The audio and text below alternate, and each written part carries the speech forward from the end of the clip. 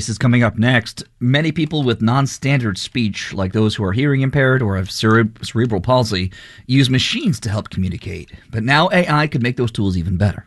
Like maybe you or I can only understand what 10% of the person is saying, but the machine can learn to recognize with accuracy of 80, 90%. That's next on Marketplace. We'll have more All Things Considered at 7 p.m. tonight. 40 degrees under clear skies right now in New York City. It's WNYC at 6:13.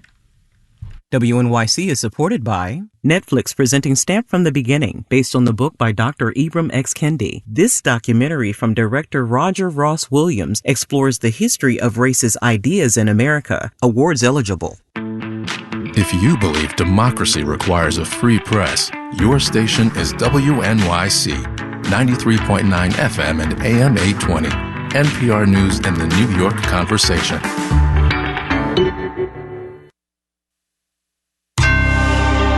Marketplace is supported by C3 Generative AI, verified traceable answers, secure, hallucination-free, LLM-agnostic, IP liability-free. Learn more at c3.ai. On the program today, what the next 12 months might bring in markets and the Fed and more. From American Public Media, this is Marketplace.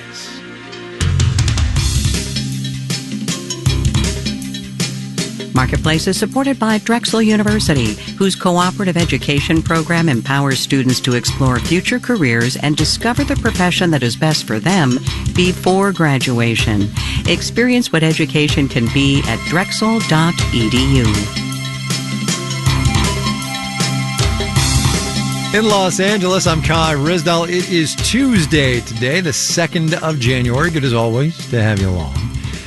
One would like to imagine here on this first workday of 2024 that we start with a clean slate, unencumbered by the year gone by, with wide open possibilities in front of us. We do, of course, in some ways, and we don't, of course, in others. The economy being in that latter category, the market economy for us specifically right now. Uncertainty was big last year. Inflation coming down, but not fast enough. Fed rate hikes, but fewer of them. The labor market still stubbornly strong. Despite all of that, 2023 closed out pretty well for investors. All three major indices up for the year by a lot. So, to those wide open possibilities, weighed down perhaps by the 12 months past. Expectations are for calm, but with risks abounding. Marketplace's Mitchell Hartman sets the stage. When I asked investment analysts today about the prospects for U.S. financial markets in 2024, their answers ranged from unbridled bullishness to cautious bearishness. But there was agreement that in the short run, the end of 2023 rally still has room to run. Oren Klatchkin is a financial market economist at Nationwide. Given the fact that the economy continues to perform well, corporate earnings performing well, coupled with the fact that the Fed is done hiking rates, that all lift the market. The most optimistic forecast I got came from Jay Hatfield, CEO of Infrastructure Capital Advisors. We are about as bullish as you can get about 24. We have a target on the S&P, about a 15% return. Hatfield sees little risk of inflation resurging or a recession hitting this year. The market rally may have staying power in part because of how broad it's been, says Quincy Crosby, chief global strategist at LPL Financial. This was not just about the Magnificent Seven, the big tech names. The Russell 2000 began to participate in the rally. Those are the small and mid caps. But Crosby says investors are still worried about recession. Concerned that perhaps the so-called soft landing will not be as soft as the consensus is right now. Oren Klatchkin at Nationwide is still predicting a mild recession and a downturn in stocks mid-year. And he sees plenty of other risks: wars in Europe and the Middle East, tensions between China and its neighbors, threats to global shipping. The attacks in the Red Sea, if supply chain stress increases again, inflation might be higher. There's geopolitics and also domestic politics, says Quincy Crosby. For the market, another issue are the primaries. We are now in the election season. Crosby says the market hates uncertainty, and heading into November, there could be a lot of that. I'm Mitchell Hartman for Marketplace. Wall Street on this first trading day of the year. Calm might not be the right word. We'll have the details when we do the numbers.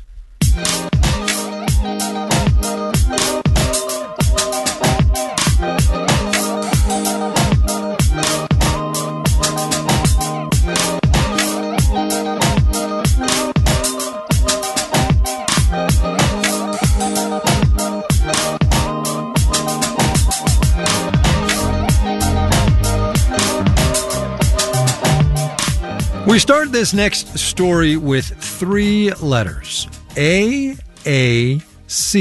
Augmentative and Alternative Communication.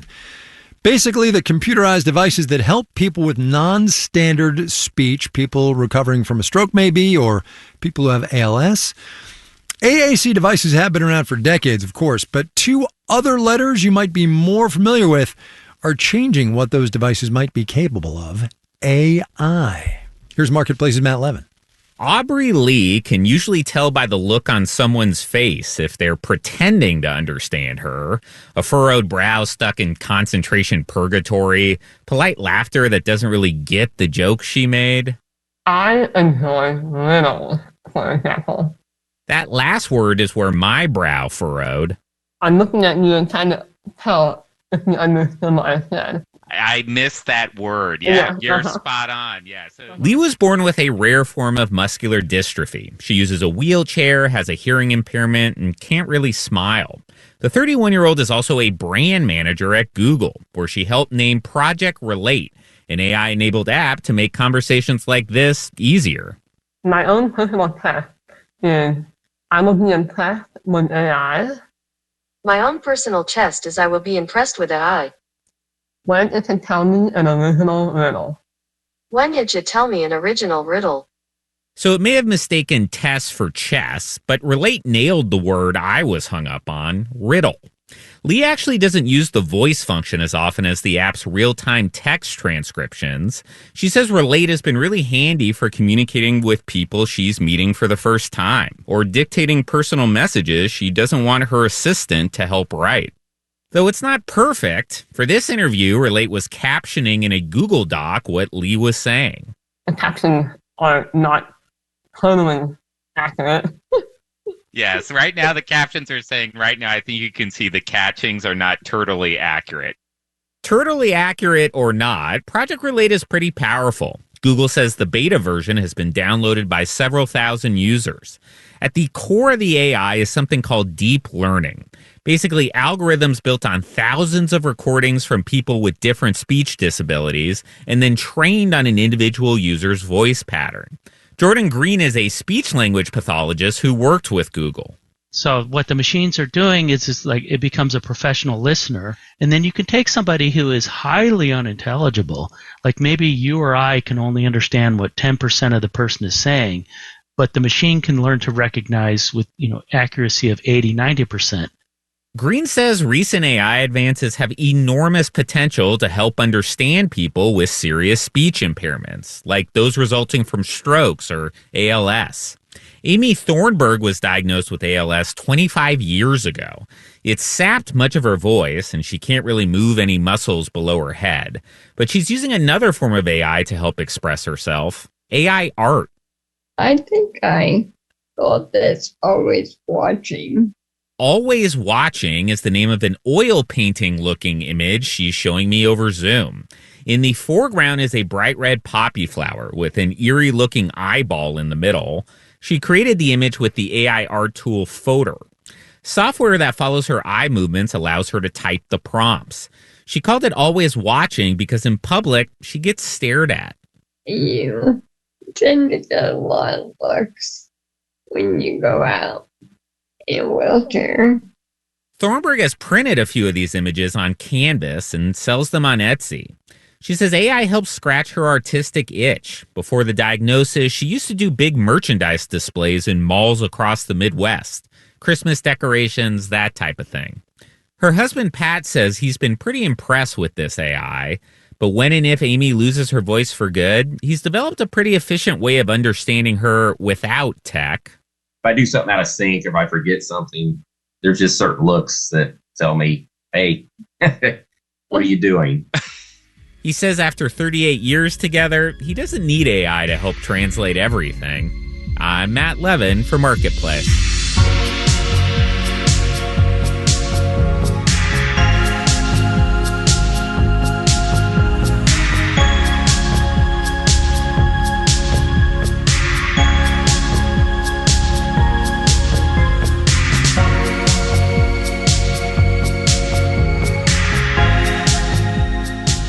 Consumer spending was pretty resilient last year, and that continued through the holiday shopping season.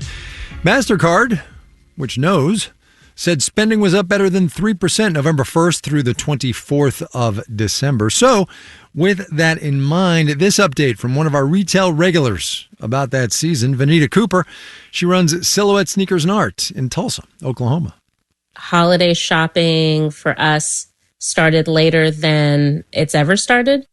Probably in the week and a half leading up to Christmas is really where we started to see the kind of buying that we would expect over the holidays. The next couple of weeks, prices are a little higher, maybe in some cases significantly higher than they would be, in the middle of April. And so this is a period where I am still working to move off of some inventory that I've, struggled to move during the year. And then I'm reinvesting that money into new inventory and trying to be very strategic.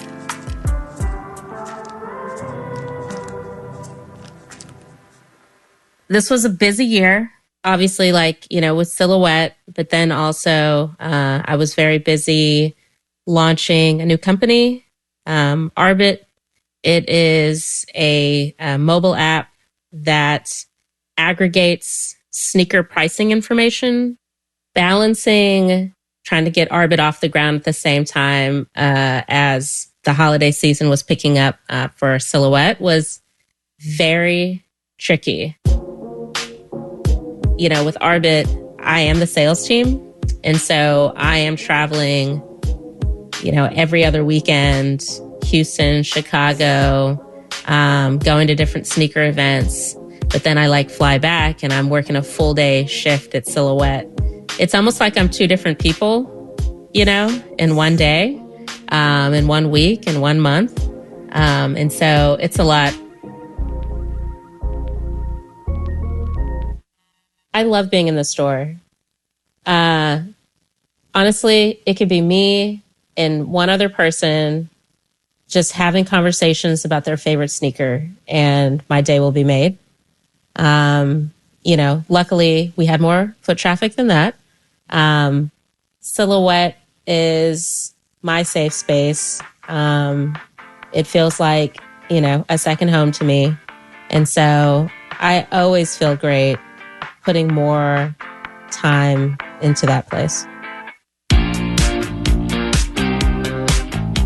Vanita Cooper, in charge of both Silhouette Sneakers and Art and the app Arbit. She's in Tulsa.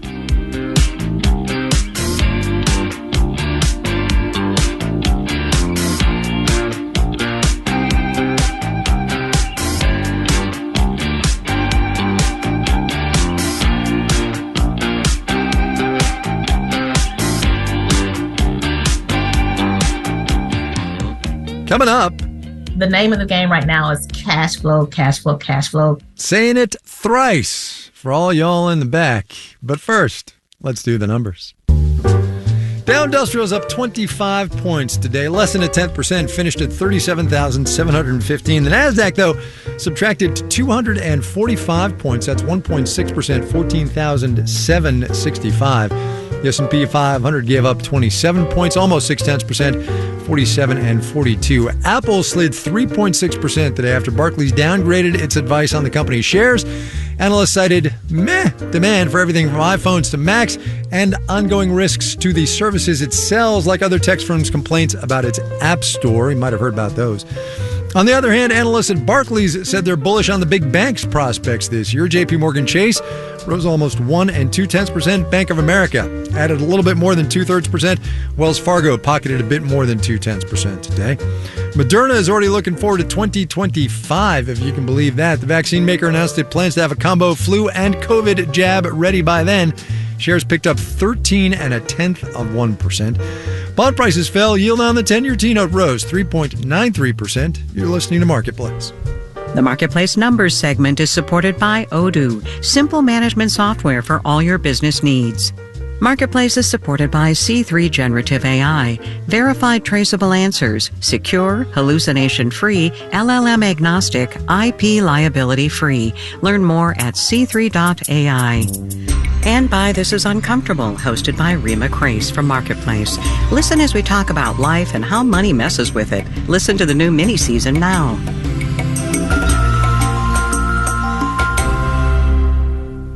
WNYC supporters include Drexel University, whose cooperative education program allows students to explore future careers and discover their ideal profession before graduation. More on experiential education at drexel.edu.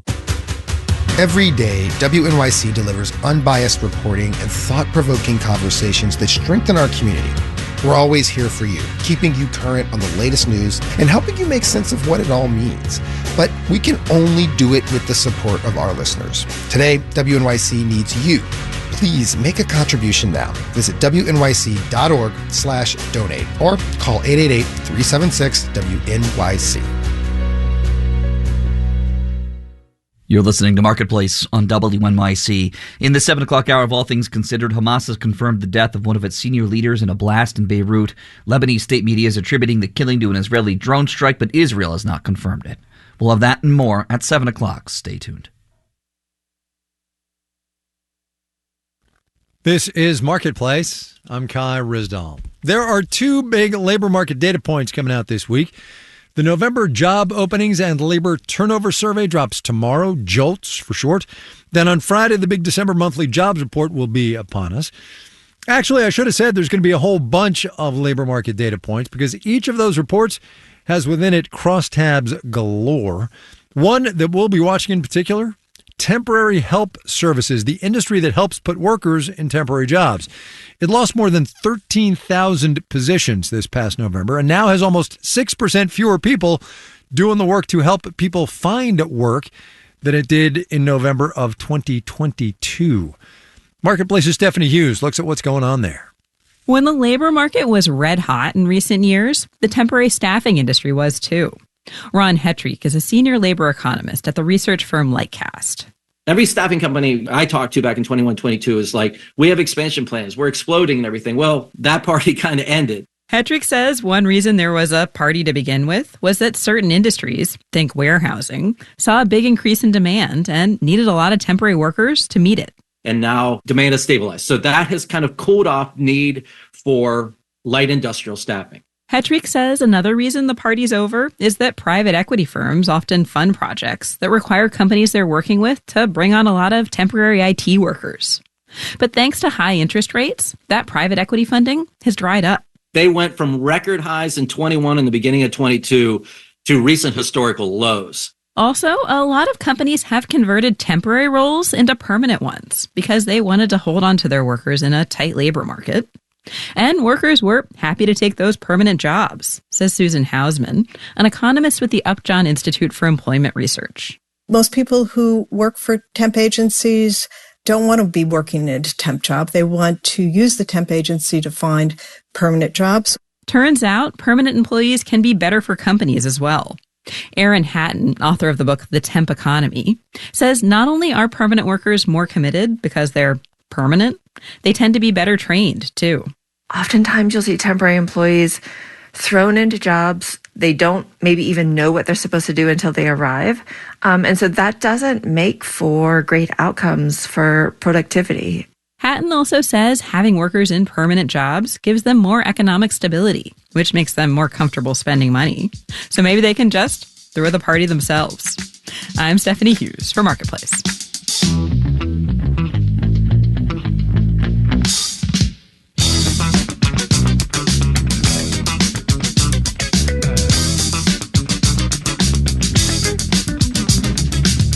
So here's a phrase you're going to be hearing more of as the global car industry decarbonizes.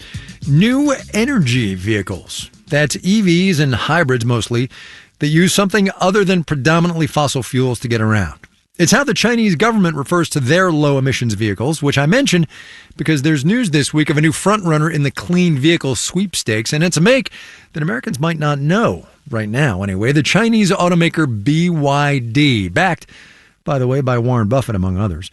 BYD announced its end-of-year sales figures on Monday, and while it does sell both EVs and hybrids, it does appear the company is on pace to beat Tesla's total sales last year, leading the wave of Chinese-made electric cars that is rolling over the global market, as Marketplace's Megan McCarty-Carino reports. About 1 out of every 3 cars sold in China is an EV, and competition is fierce. There are dozens of major brands making big ones, small ones, luxury ones, and very cheap ones, with the lowest price tag coming in around $10,000, says Tu Li of Sino Auto Insights. What I would like to clear up is that these products from the Chinese brands are like cheap, as in, okay, they're like knockoffs, and that's not the case. Right now, none of these brands are sold in the U.S., but bigger names like BYD and NIO have been pushing into Asia, South America, and Europe. If I was an American car manufacturer CEO, I'd be trembling in my boots. Ishwar Prasad, an economist at Cornell, says China's electric vehicle industry has grown so fast over the last decade or so thanks to a lot of government subsidies. China has offered consumers incentives and supported manufacturers, sometimes indirectly. So, for instance, the Chinese state-owned banks have been willing to provide credit to EV manufacturers at relatively low interest rates. The EU is now investigating those advantages and may levy higher tariffs in the future. In the U.S., a 27.5% tariff on Chinese cars has kept them out of the market. That's not likely to change, says auto analyst Sam Abu-El-Samad at Guidehouse Insights. It will be challenging for Chinese companies to really gain a lot of traction in the U.S. market, at least probably through the remainder of this decade. Rules in the Inflation Reduction Act are making it increasingly difficult for any automaker using Chinese components to qualify for all-important EV consumer tax credits, like that $7,500 you can take off the sales price. And Abu-El-Samad says the more China comes to dominate the global EV market, the harder it will be for car makers to compete for those materials. I'm Megan McCarty-Carino for Marketplace. Tell you what, you can't compete with the Marketplace Morning Report. David Brancaccio and the gang getting out of bed real early every day to get you the business and economic news you need to go about your day.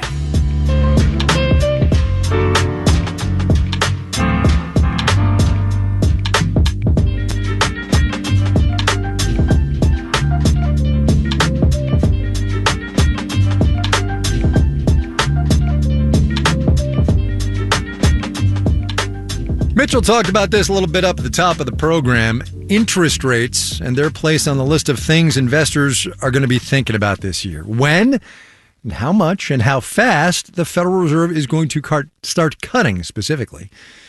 However, the Fed's starting to cut interest rates at some point this year, while likely is definitely not guaranteed, because what the central bank does is going to depend on what actually happens in the economy, as Powell et al. Say, all the time. And that uncertainty poses a certain conundrum for business owners who are thinking about borrowing money. Marketplace's Justin Ho talked to a couple of them about how rate cuts future are affecting decisions today. One sector that's particularly sensitive to high interest rates is housing construction.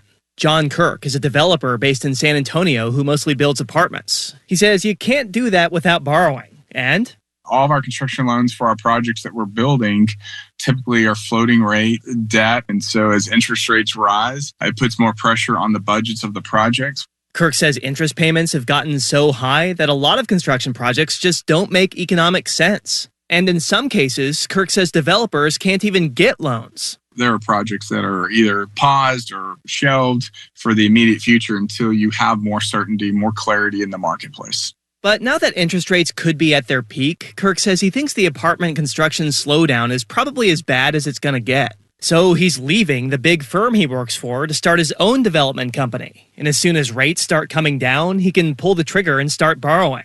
I think in the next 12 to 24 months, I think you're going to see a rising market. And I feel like for me, and for my career decision, jumping in at that time is the right move. In some cases, the decision of whether to borrow now or wait for rates to fall comes down to how much revenue a company is pulling in. The name of the game right now is cash flow, cash flow, cash flow.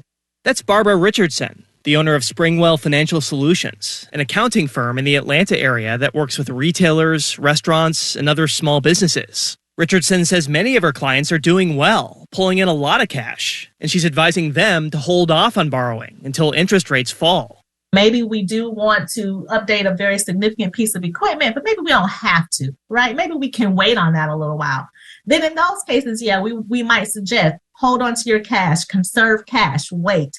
But Richardson says other businesses might want to go ahead and borrow right away.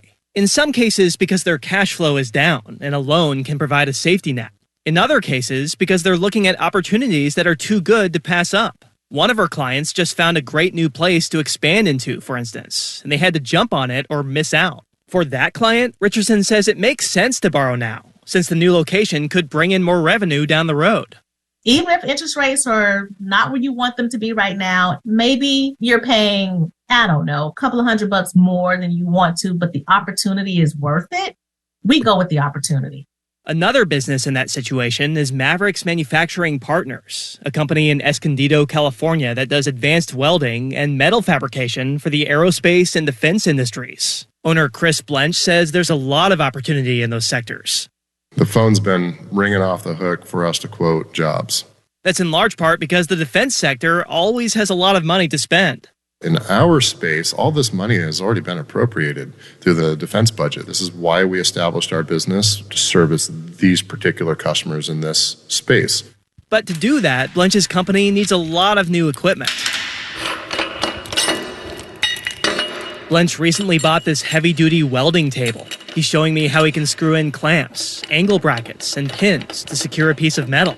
The table can handle a project weighing up to 3.5 tons. So we can actually build an entire car chassis on this table.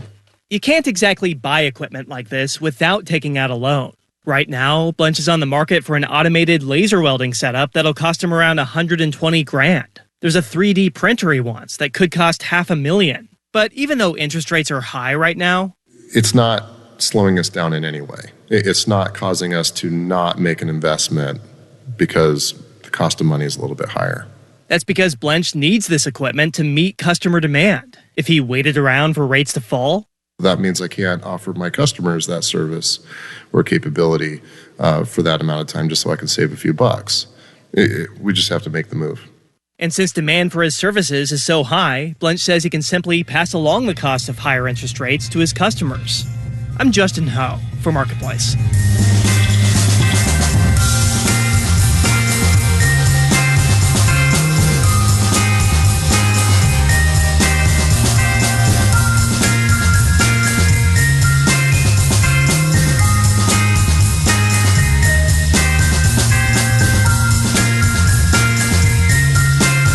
Marketplace is supported by Magoosh, online test prep for GRE, GMAT, SAT, ACT, and more. Magoosh offers self-paced and live courses to improve scores. Admissions to college and grad school may seem more challenging than ever, but help is available at magoosh.com. This final note on the way out today, which comes with an eye to the calendar, January 2nd, 1989. Trade deals, trade wars. Post-Christmas bargains will be scarce, and 5 years after the breakup, it's now the telephone companies. This is Marketplace. 35 years ago today, this show went on the air. Volume 1, number 1, as founding host Michael Creedman said that day. We sound a little different today, I think, but we're still here, doing the job. Our digital and on-demand team includes Carrie Barber. How about that music, by the way? Dylan Mietinen, Janet Wynn, Olga Oxman, Ellen Rolfes, Virginia K. Smith, and Tony Wagner. Francesca Levy is the executive director of Digital and On-Demand. I'm Kai Risdall. We will see you tomorrow and maybe for another 35 years after that. How about that?